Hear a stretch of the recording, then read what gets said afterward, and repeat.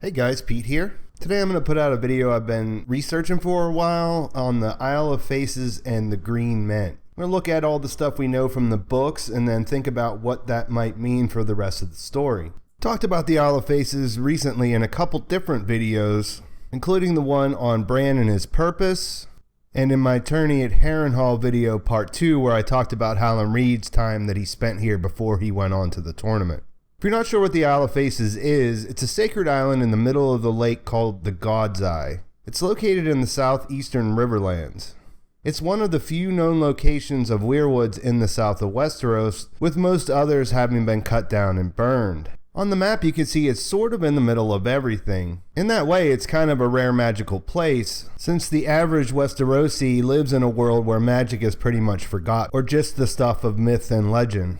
There's an old So Spake Martin that I can't really find, so I'm going to paraphrase. George R.R. Martin said that we would learn more about the Isle of Faces, and that basically he introduced it too soon because he thought there was only going to be 3 books in the beginning. So its purpose remains a mystery, but let's look at what we've actually learned through the series so far. Maester Luwin from Winterfell tells Bran about the Pact, and this is really the first story we hear about it. The Pact, of course, is the agreement between the First Men and the Children of the Forest. He tells Bran that the war between the two factions had gone on for a long time, but finally that the wise of both races prevailed. The chiefs and heroes of the First Men met the Green Seers and the Wood Dancers amidst the weirwood groves of a small island in a great lake called the God's Eye.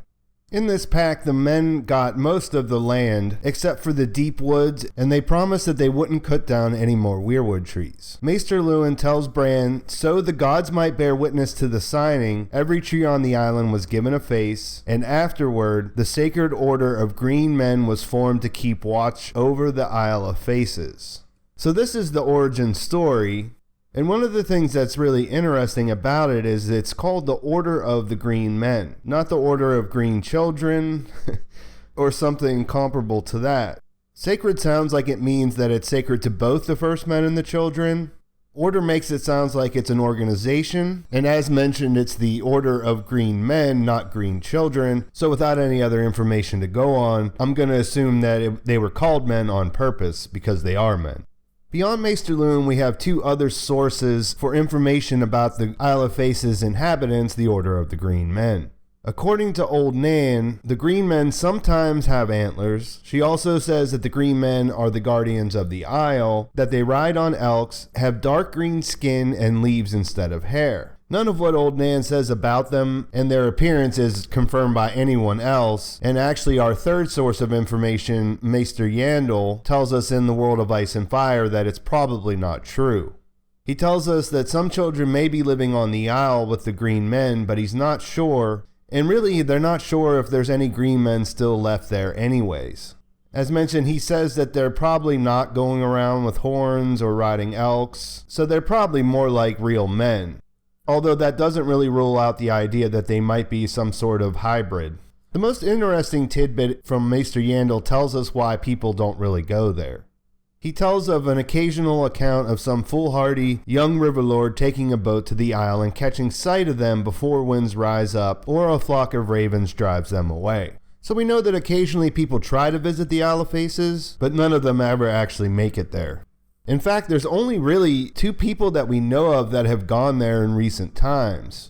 One was Howland Reed, which I mentioned in that video about him, and the other is Adam Valerian, who rode a dragon there. The Order of the Green Men may still be there or they may not be, and there also may be Children of the Forest there or there may not be. Since no one ever makes it there, we don't really know, and we haven't heard from Howland about his time there, so we're going to have to wait until he comes back into the story to learn more. Or we're going to have to wait until Bran takes a trip through the weirwoods and has a look at what's going on there. We won't learn anything from Adam Valerian because he was killed in battle very shortly after he supposedly went there. So a quick summary before we get into tinfoil territory. The Isle of Faces in the God's Eye is the place where the children and the First Men forged their pact. They carved faces in all the weirwoods and created the Order of the Green Men to protect the island from there on out. So if they're green men, what is the difference between that and the 2 sides that were involved? What we know about the Green Men is they were chosen by both sides. They were chosen by the First Men and the Children to protect this isle. If that were the case, why aren't they just a group that consists of some children and some First Men? And why are they called green? We hear of lots of green stuff in the story, like green dreams and green seers. So it's kind of like this is a hint as it's related to that. So what are green seers, and what's the difference between someone who has green dreams and someone who is actually born a green seer? We have two examples of green seers that we know as regular characters. The Three-Eyed Crow, or Blood Raven, and then Bran. The older tells the younger just how rare this actually is. He says only 1 man in 1,000 is born a skin changer, and only 1 skin changer in 1,000 can be a green seer. The children of the forest have eyes as golden as the sun, but once in a great while one is born amongst them with eyes as red as blood or green as the moss on a tree in the heart of the forest. He says that by these signs do the gods mark those they have chosen to receive the gift. The chosen ones are not robust, and their quick years upon the earth are few, for every song must have its balance. But once inside the wood they linger long indeed. 1,000 eyes, 100 skins, wisdom deep as the roots of ancient trees. From that we know that basically a green seer human like Bran is 1,000,001. We can't really be sure because he says once in a great while, and they don't live very long, so there's not that much that we know about how they live because he doesn't tell us. Bloodraven also tells Bran that his blood is what makes him a green seer. We know that the Starks have Crannic blood because when they defeated the last Marsh king, they married his daughter to secure the neck. If that's the case, is it too big of a leap to look at the Crannic men as possible descendants of a union between the First Men and the Children of the Forest? As it turns out, there's mention of this in the World of Ice and Fire. It says, some say they are small in stature because they intermarried with the Children of the Forest. Beyond that, there's several hints that Jojen tells us throughout the books that could be interpreted in that way. In Storm of Swords, he says, we remember the First Men in the neck and the Children of the Forest who were friends.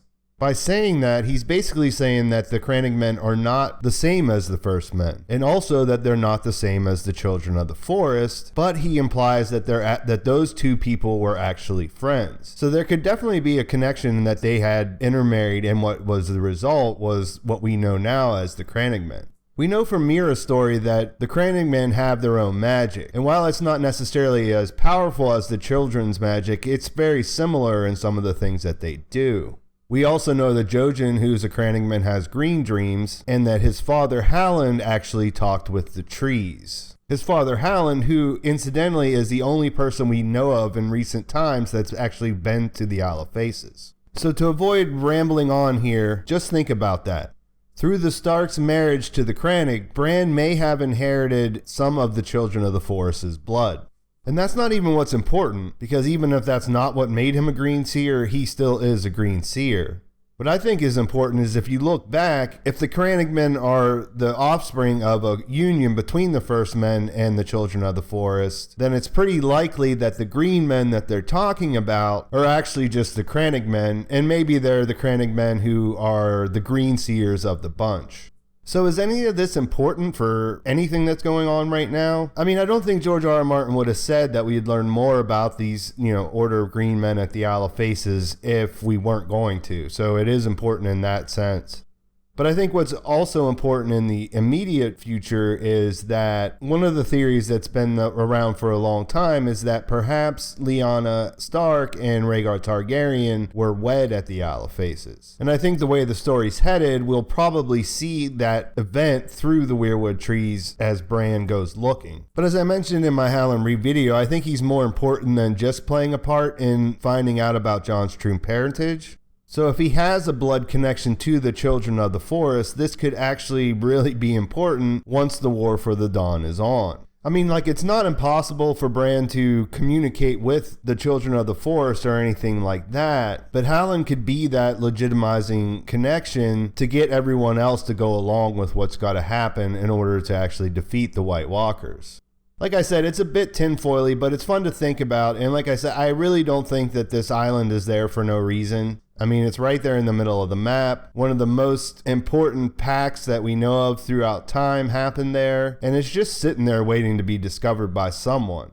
I think at the very least we're going to see Bran go there through the trees in a vision, but also Bran or Halland could possibly convince someone with a dragon or 3 that they need to go there to seek counsel with the men of the Order. So I don't know, let me know what you guys think in the comments. Please like the video if you found it interesting. Do you think that Halland is going to play a role beyond what we know already? And how do you think the Isle of Faces is going to be important towards the end of this story? My book giveaway is still going on, so you can subscribe now, leave a comment on this video or any of the other ones where I mention this giveaway for a chance to win. When I hit 28,000 subscribers, I'll pick one comment at random to send that person a copy of the 20th anniversary edition of A Game of Thrones by George R.R. Martin. It's the new illustrated edition and it's super awesome. Thanks for watching. I'll talk to you soon.